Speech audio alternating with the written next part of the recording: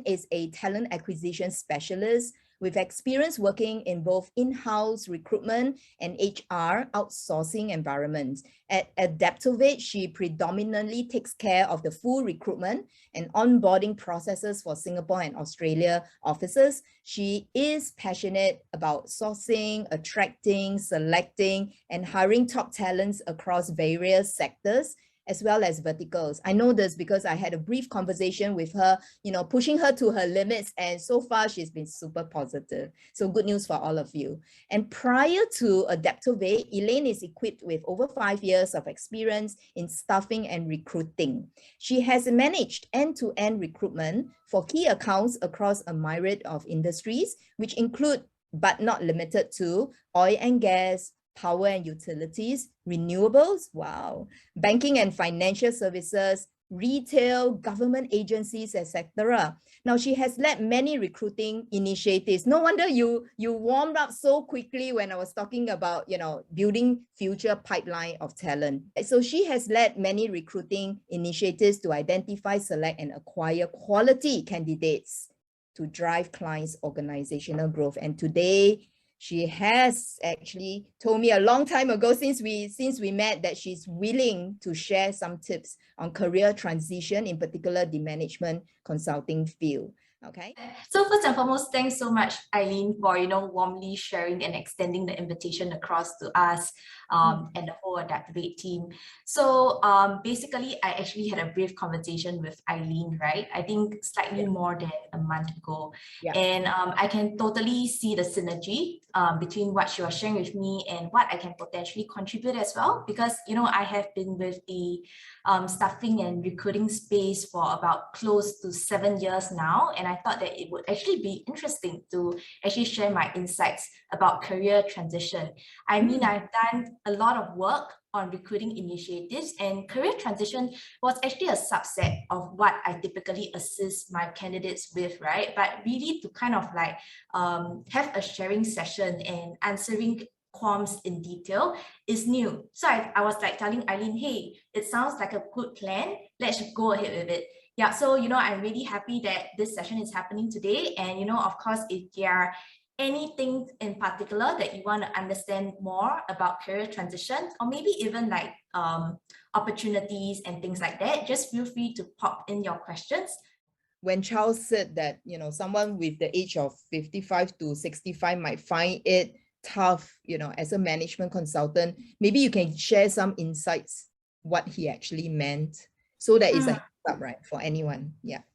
Well, I wouldn't say that it is impossible to get a role in management consulting. Like what Charles has already mentioned, we actually have open roles for leadership team as well, which ranges from project lead all the way to partners. But I would say that what Charles was referring to, right, because I think he used the keyword painful earlier in his conversation, it's really more about the process of unlearning and learning new things all over again. Okay, because especially if you kind of like fall into that age group, we are totally open to, be diverse and things like that. As what Charles has shared with you, right? We have different employees with different backgrounds. However, many a times for experienced professionals, they already come with a certain way that they work. Yeah. And we just want to be very, very sure. We are also kind of like taking a gamble here. If ever we bring in experienced professionals, right, that they really need to be comfortable in, changing and adapting to this new ADAPTOVATE way of working. Yeah, and whenever we work with different clients, we also customize the way we deliver our services. Yeah, so I would say adaptability comes as a very, very key advantage when it comes to, experienced professional profiles like this. Aside to that, I would say that whenever we kind of like assess candidates throughout the interview process, one of the key areas which was mentioned quite a lot by Charles and Sam earlier is on structured communication.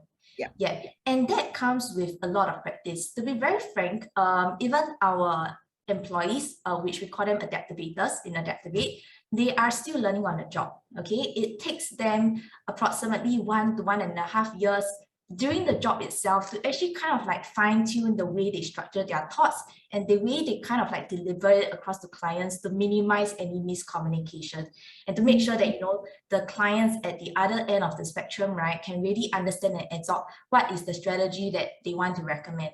Yeah, so that is something that they would really need to be comfortable with, you know, candidates between like 50 to 65, that probably means that they would have been in the workforce for more than 20 years, I assume. Yeah, so I would say that it goes back to my initial point, right? It's really unlearning and the capacity to actually learn new things in a very quick span of time.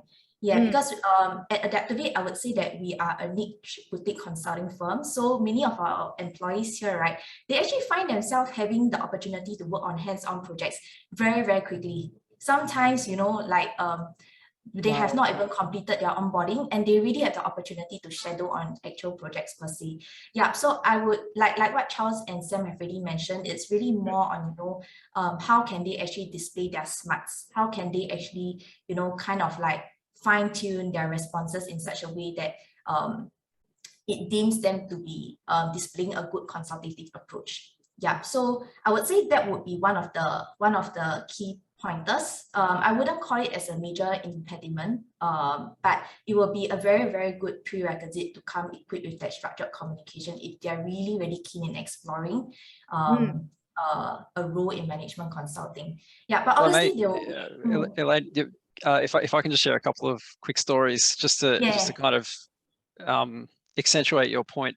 For one thing, you know, I'm in my mid-40s and I've been a consultant for 8 months. Before that, I had 0 consulting experience. So, you know, ADAPTOVATE took a chance on me, and you know, it's been, yes, it's been painful, as Elaine emphasized. It hasn't really been that painful, but you know, everything that Charles and Elaine said was accurate. But it is possible to do in your mid-40s. So, you know, why not your mid-50s if you're driven and that's what you want to do, and you can show that you have the skills and talents that consulting firms are looking for. Probably the other story would be when I started, I was at an event and sitting next to one of our founders, and it was all ADAPTOVATEs at this event, and everybody was kind of walking around having a drink and stuff, and I asked him, oh, you know, what do you want to achieve with this group of people? And one of the things he said to me was, make it more diverse. And I looked around and I saw people of all different nationalities and gender and everything else. And I was like, what do you mean diverse? It looks really diverse. And he said, yeah, but how many people here are over 45? And I looked and I was like, oh, actually, yeah, you're right. There aren't that many. So even our founders have that, you know, in mind, that they want that additional diversity as well. So there is, you know, there are opportunities, and it's worth, you know, if you're inspired and you go for it, then you know, why not? I think that's so cool, because the mindset is already pretty receptive and open. So the question which someone typed in Menti was, what advice would you give them then, you know, if they really want to pivot into management consulting role? How can they prep? So I was like thinking, you know, when Charles was talking so much about problem solving, you know, and stuff like that, he mentioned about problem solving, and so I was thinking, how can anybody prep and showcase that? What do you think? Well, you'll be surprised, but whenever we see potentials in our interview pipeline, I, as well as the rest of the talent team, we personally kind of like prep them up throughout the process. The reason for that is because at ADAPTOVATE, we are also relatively big in terms of the feedback culture, and feedback runs both ways, right? It's like you can talk about things that they have been doing great, but you can also identify, you know, what are certain areas for improvement. So we always think that it's good to kind of share it with the candidates on areas that they can work on. We don't expect, you know, every single one to be unicorn and superstars on their first interview, but as long as they're able to show, you know, progress at each round, then that is what we actually value more. Yeah, because it shows that they are able to work upon those pointers that we gave them, and they are active listeners. They actually take it seriously and they took the time and the effort to work upon it. Yeah, so things that can be done, right? I would say that there's definitely a significant amount of homework that needs to be done prior to management consulting kind of interview, because like Charles has already identified earlier, it is very common across the consulting industry to have a series of case interviews. Okay, and these case interviews definitely will pick your brains at how you problem solve and how you synthesize recommendations. Earlier, I think Charles has already shared a couple of elements, but typically if we're talking about the ADAPTOVATE context, we look at three big things. The first would be your consulting toolkit. Now, we don't expect every single candidate to come fully equipped with that, with the structured mindset and things like that. But as long as they are able to kind of like categorize their responses into the right buckets and create reasonable layers of depth with proper elaborations in a concise manner, it's perfectly fine. Yeah, so I believe the pyramid principle was already mentioned. Sam has also kindly shared with us a link on it. There are also other approaches, okay? If you were to research a little bit more, you might even read further on double diamond approach, so on and so forth. These are certain things that comes with practice. It does not come after just one day of revision. So there's actually a need to kind of like read through, practice on multiple problem statements and kind of like fine tune your answers from there. There will be there are actually a lot of resources online when it comes to traditional business consulting resources. Yeah, so that would be the first. Of course, if you are able to demonstrate business acumen, it also counts under the consulting experience as well. The second would actually be coaching. Like in every single job, it's not just the hard skills that we are talking about. We're also looking at transferable soft skills. I would say that for coaching, it's really a test of behavioral traits, okay? Because many a times we deal with different kind of clients. And take, for instance, if the scenario actually involves a client that's being very difficult, right? Then you'll try to assess, okay, can this candidate still remain calm and composed? Can this candidate still continue to problem solve even though this client is being so difficult? So I would say it's really a test on, how you are able to react to a challenging situation. Okay, and the last thing, which is the third element, is really more on agile. Now, I'm not sure, how many of the participants here today have really heard about the agile methodology.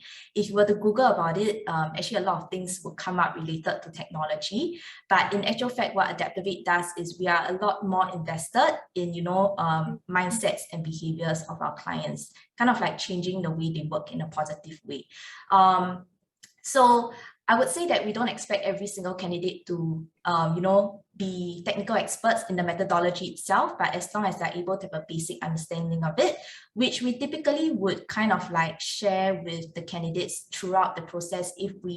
So take for instance, if I know that this particular candidate comes with a good consulting background, but has not heard of agile before, then I will kind of like share with them what are the basics of it, and I'll let them know, okay, what are certain resources that they can actually refer to. But it's really up to them to kind of like, decide how much time they want to invest in their own learning, because ultimately, like what Charles has already mentioned, we need people who have initiative here, who are really inquisitive in nature and, are very determined to pursue self-development. Yeah, so I would say these are the three big things that, you would ideally want to prepare yourself for before you consider any management consulting kind of career. Actually, more like before you approach anyone in ADAPTOVATE. That's true. We are unique in the sense of the agile coaching component. Yeah, very nice. Right. Yeah. Would you be more attracted to people who has some prior work in agile coaching as well? Yeah, definitely. We have considered candidates with agile coaching background. Okay. And with that said, many a times, what we would be trying to assess from these profiles is, how are they able to translate their strong foundation in agile coaching, which may be from both technical and non-technical ways, right, into different kind of business contexts. Okay, because if you're talking about someone that has been working on agile in, the IT domain, many things will come technical. But then if you are actually talking to a client who has very low agile maturity level, maybe they have never even heard of agile before and they just want to be introduced to it, it doesn't make sense if you speak like the expert, because half the time they won't understand what you're trying to say to them. Yeah, so I would say it's really being adaptable, being able to speak the same language as your client, and at the same time being able to make sense from the business acumen side of things. Okay. And I just want to publicly acknowledge Sam first because he's been Yes. very active in chat, answering all the questions. Prior to joining the firm, he has 20 years of experience in strategy, transformation, technology, marketing, digital channel, leadership, risk management, sales, and M&A. So thank you so much for making my job easier. Yeah, thank you. Is the implementation of the strategy only to be taken by the client, or does ADAPTOVATE get involved in that? I feel Sam would have a more well-rounded answer to this, but if I were to give a one-liner, we are actually involved in the full project lifecycle, which is from advisory all the way to delivery. So Sam, over to you. Over to you. Oh. Yeah, without making this a sales pitch for ADAPTOVATE, no, make it. One of our unique features is that, like, if you engage one of the big strategy consultants, you're basically paying to get an answer in the form of a PowerPoint deck, an answer to your problem, and then, you know, generally you'll go away and try to implement it. But ADAPTOVATE's kind of secret sauce is that because we have this focus on coaching, what we try to do is work with our clients so that they come up with the answer themselves, or we kind of co-create the answer. And then we stick around for implementation as well, in terms of coaching them through how they're going to do that.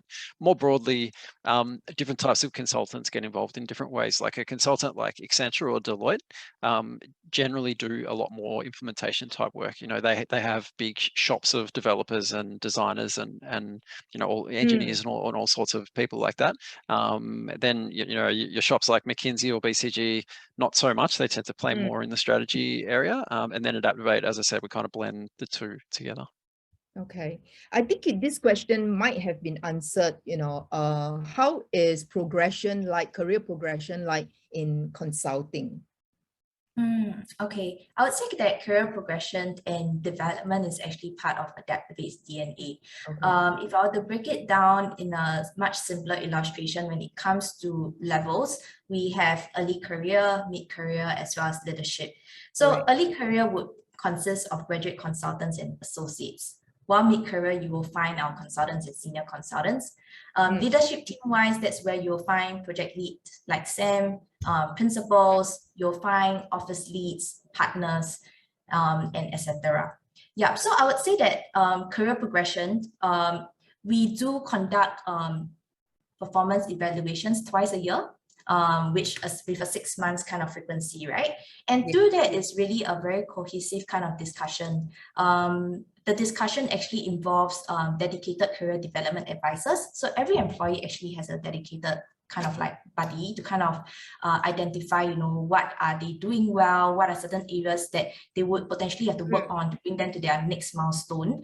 There would also be discussions alongside with, you know, project leads that they have been staffed on projects they have worked on, and things like that. So through those findings, we'll actually discuss the potential and to kind of like identify, you know, what is the path for that particular employee. Can they be on a fast track, or, you know, what are certain development areas that, you know, can be mapped out for this employee itself. And everything at ADAPTOVATE, right, we are very big in terms of transparency. So it's always shared across to the employee after we have kind of like closed up our talent development meetings.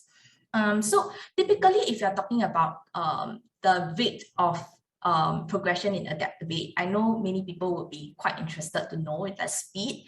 I would say that normally it takes about 1 to 1.5 years, okay? But however, we do have people who, you know, overachieve and they get promoted after 6 months. Okay, so that's just as a rough estimate, but really it very much depends on, you know, performance, not just only on client engagements. We also acknowledge performance when you are actually participating in internal work as well. Because from a management consulting kind of perspective, there are times whereby, you know, consultants may not be on the bench, they may not be staffed on a client project per se. And of course, we can't shortchange these employees just because they are not physically working on the client's project itself. Sounds so good. It's so good. It's so good. It's like Star Trek. It's such a perfect world.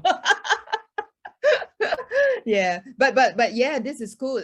Would your advice earlier on in terms of how to prep be the same to an early career professional? Same thing, like, you know, read up, get ready, talk about problem solving and stuff like that. What's the difference? Is there anything extra they need to do because they don't have any industry experience, exposure, whatever, and nothing to unlearn, kind of? You're right. I would say that the approach would need to be very different for candidates who are relatively new in the workplace. What we are looking out for is really more on their motivation levels. We actually perform like fact-finding needs analysis, and we are very deliberate about it because we really want to know what actually brought them to this role that they applied for. Why management consulting, right? Because they are new to the workforce. They actually have involved opportunities, involved industries to try out. So that's something that we really want to know. So as long as they're able to show, you know, their resilience and, you know, a very good validation on why they want to consider a consulting career, then, you know, it's definitely a good point, a good kind of prerequisite to be considered. Aside to that, we don't expect them to come equipped with the business acumen, of course. We can't compare that to someone who has already been working for, you know, 10, 15, 20 years. And what we rather not see is candidates regurgitating their answers, like, you know, reading off a textbook. We want to see the application. So even if they're not able to speak the language of an engineer, a miner, or a retailer, if they're able to use their own words, it's perfectly fine as long as they make logical sense and they are able to speak in a concise manner. Yeah, so I think it's in terms of a communications perspective, there will be a lot more emphasis on that, and you know how they are able to problem solve.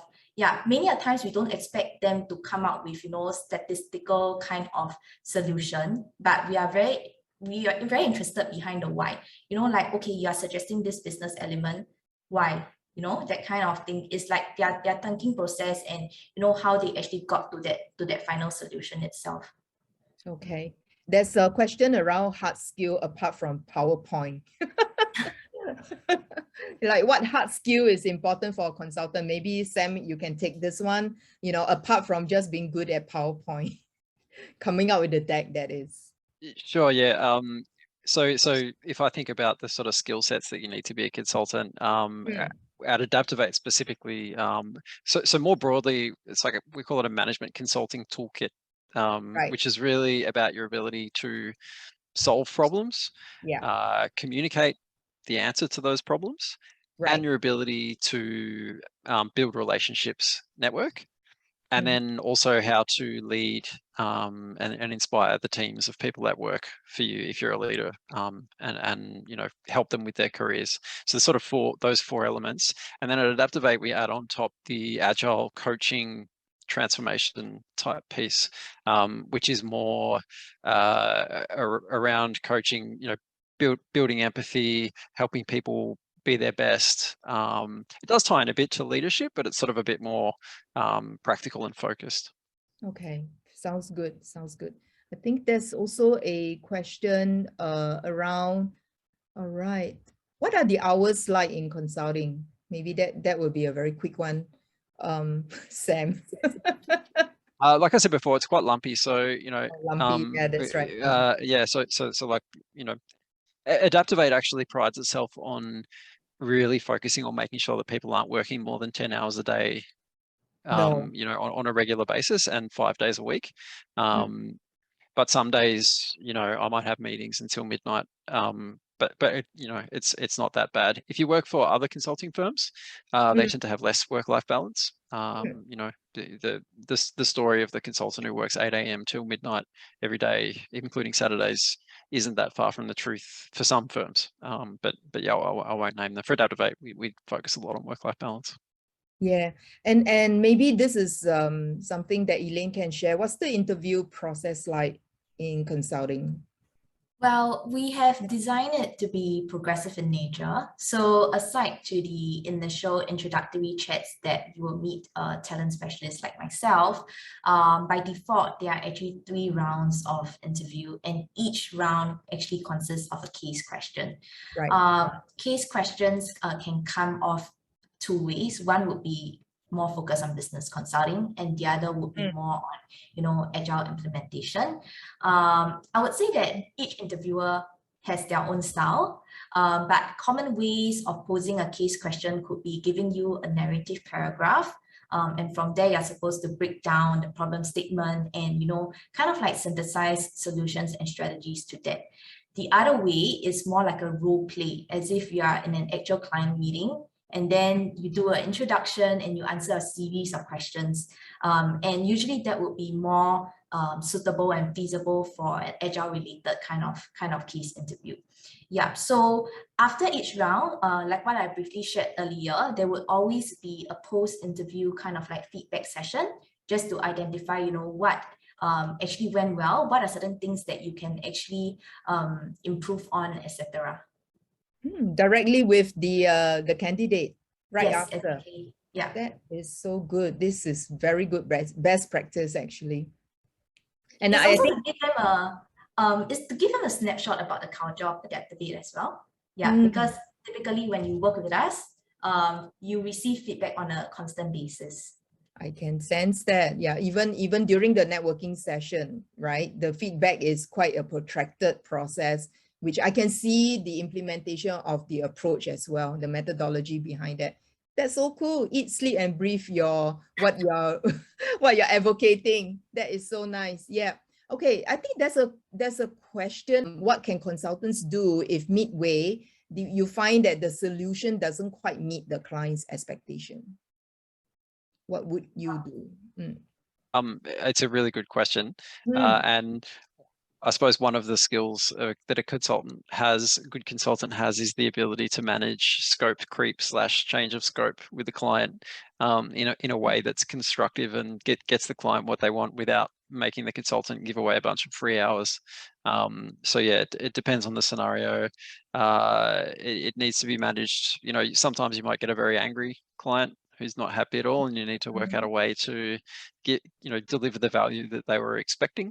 But yeah, you kind of just have to take it on a case-by-case basis, and it comes down to interpersonal skills, your the strength of the relationship, and your ability to think of a solution that's win-win for everyone involved.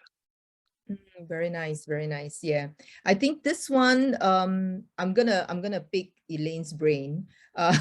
How would you compare the job of a management consultant to that of an investment banker? Just so Charles mentioned that, and both require the ability to propose solutions to clients, but the latter in a more specialized field. But how would you compare?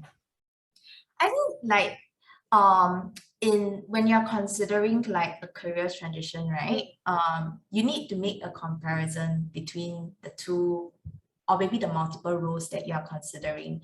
And the first thing that you probably would need to identify are the transferable skills. So what I would really suggest is, to really go and research on your chosen industry. For example, if currently you are working in management consulting and you want to venture into investment banking per se, you need to find out, which of your existing skills in management consulting and strengths can actually apply to investment banking as well. So I believe in that question itself, some of them were already identified, right? Things like, formulating strategies, liaising with clients, so on and so forth. Those are actually good considerations, okay? So once you have already identified a couple of that, right, then you will need to know how to pitch it.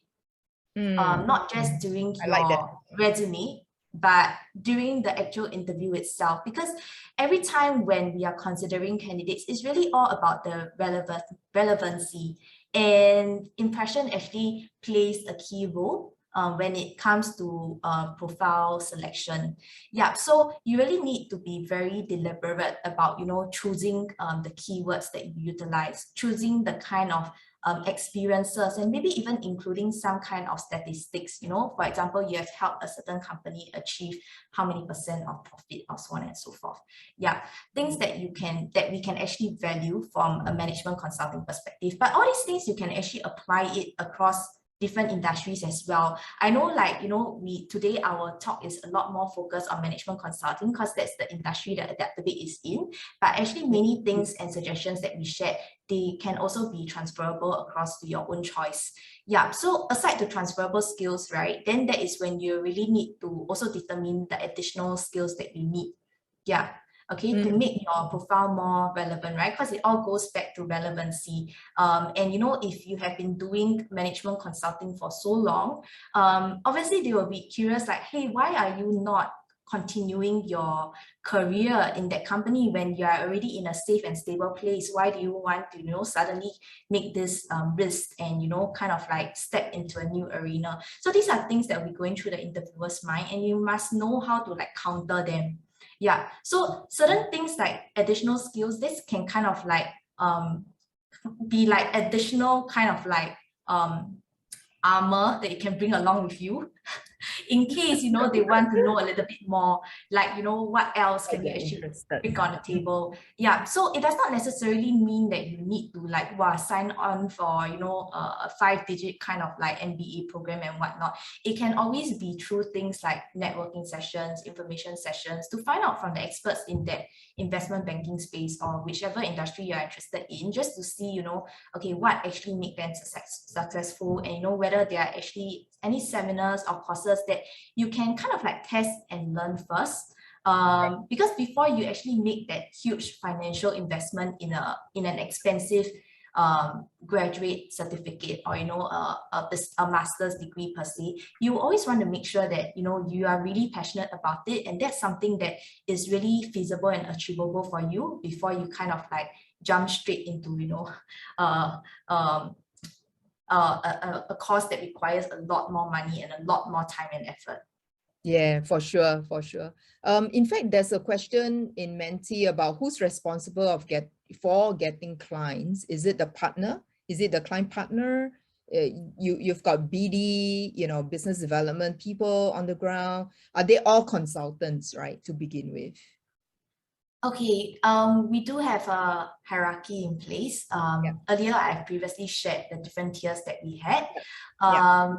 What I did not mention is that we actually also hired growth partners. So right now we have 2. One is based in Singapore and the other is based in Australia. So they are actually at the forefront of, you know, meeting new clients and, you know, trying to generate new leads and pipelines for the company. Okay, but with that said, you know, our existing leadership team, right, they are already in consistent, you know, and frequent contact with a warm desk of clients, and at times, if it deems fit, then they can also partake in some form of cross-selling, maybe to, you know, other business units or functions within the same organization as well.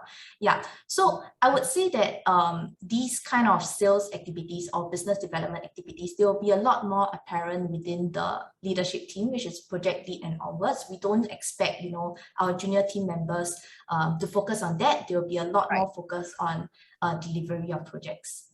Okay, I think there's quite a few questions around. Are you only looking for consultants right now, or are you pretty open for others who are looking to transition into different roles other than consulting within ADAPTOVATE? Okay, at ADAPTOVATE, if I just talk about ADAPTOVATE itself, we predominantly hire for consultants majority of the time, but across different levels. But of course, with that said, in every organization, we do have a business services team per se. You know, other companies might term it differently, but that will include, you know, talent, marketing, IT, finance, so on and so forth.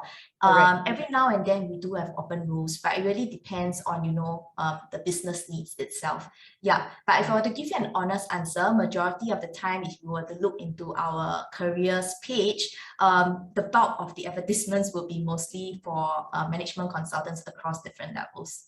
Okay, and this will be picking your brains on the HR front. How does HR look for soft skills in a resume? Any tips? Quick tips on writing soft skills. Right. I would say that it's really more on, firstly, you will need to identify the relevancy of that soft skills, right? Sure. For example, if, you're applying for a coaching role, then you will actually need to emphasize a little bit more on your communication skills, being able to get your clients to buy in maybe at times. So you will need to link it to certain achievements. For example, if it will be ideal if you can actually be very concise, put it in like simple point forms, and maybe if you're talking about sales generation per se, then you can say that you actually effectively close, I don't know how many value kind of deal within this time span. Then through that statement, we can, even though you did not very clearly kind of like shout out, yeah, I'm very good at, business development, so on and so forth. But we can actually tell that, your achievements say something. I wouldn't say we need a lengthy chunk on soft skills. If you are able to have a very short portion, maybe towards the side of the side column of your resume, or towards the end, on what are certain soft skills that you have practiced throughout your different roles, then it will be great. But just point forms, bullet points will do. Yeah, we don't need like, essays or paragraphs on that. Okay. Quick question here. Is it, is it generally prohibited for consultants to join the client's company? I believe with every consulting firm, definitely there will be, contractually, there will be a clause to prevent conflict of interest. Yeah. Well, honestly, we can't force, employees who have left the organization to, it is very much up to their own discretion. But ideally, the clause is really just to safeguard certain interests. For example, not working with the same client directly for maybe the first few months, etc. Yeah, and things like that. But like what I said, is really much up to one's own discretion, right? But that will be the ideal situation. Okay, maybe we've got time for another two more before I let our guests go. So how do consultants learn about something in a new industry? Do they have like research team supporting them in a big setup? That's kind of what it is, right? Or do they actually have to do their own research from start to finish at ADAPTOVATE? If you think it's okay to share here.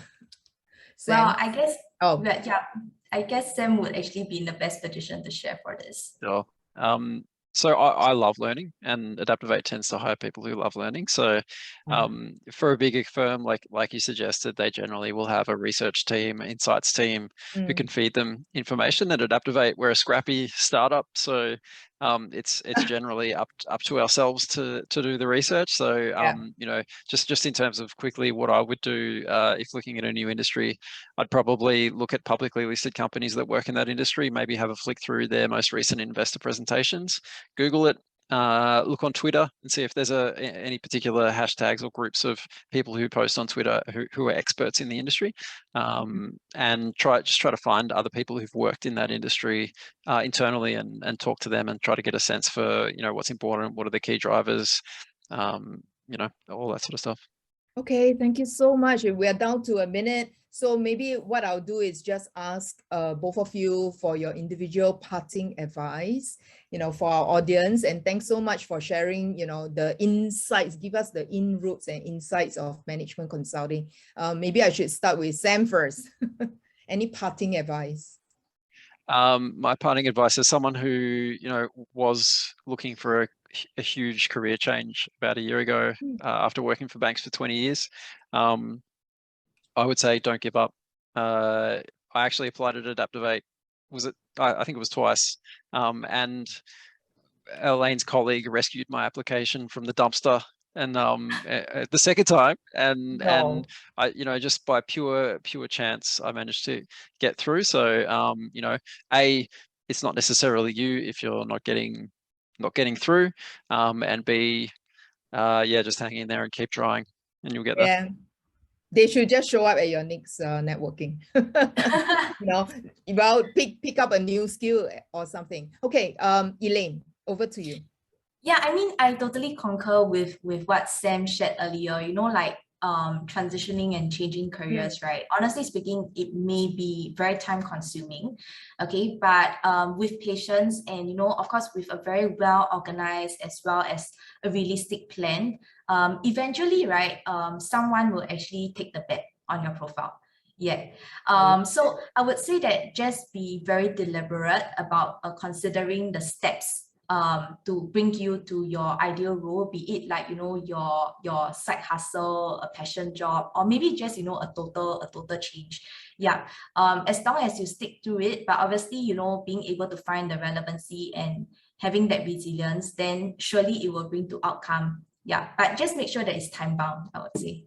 Yay, that's so nice. Thank you again, Sam and Elaine, for joining us and answering so many questions. Sam, you've been great answering, you know, all the chat questions as well. Yeah, so you know, I really look forward to your next event. And for those of you who are listening in, if you have not already joined the mailing list, please join. I'm going to drop the link in the chat just so we'll keep you informed of, you know, the next event with ADAPTOVATE. All right, it's a rare opportunity. We get a management consulting firm to come in and share with you what goes on behind the scenes, because most of the time it's closed doors. Yeah, so thank you again. See you soon, Elaine and Sam. Cheers. Pleasure. See you guys.